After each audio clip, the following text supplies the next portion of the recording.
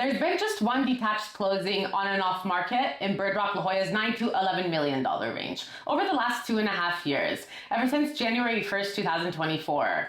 By contrast, La Jolla overall has seen 20 closings within that same time frame and price band, including the one in Bird Rock.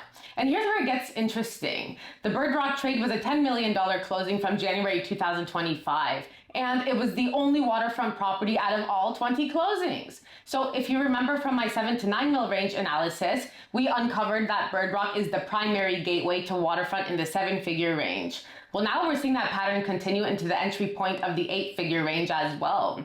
So Bird Rock is providing waterfront access in this price band. It's not providing volume. Now, this $10 million Bird Rock trade is on Calumet Avenue's southernmost tip, right off Sea Ridge. It appears to have been a major remodel completed in 2017 with design by locally renowned architects Will and Foch and construction by Tom Waters Construction.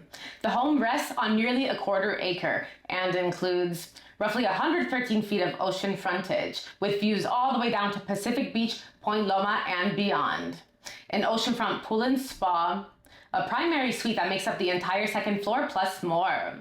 It went pending after just 104 days on market, or just over 3 months, and sold roughly 13% below the initial list price of $11.5 million.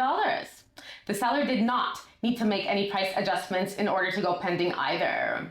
This home also sits on the smallest lot size within the lot range of these 20 closings at 0.22 acres.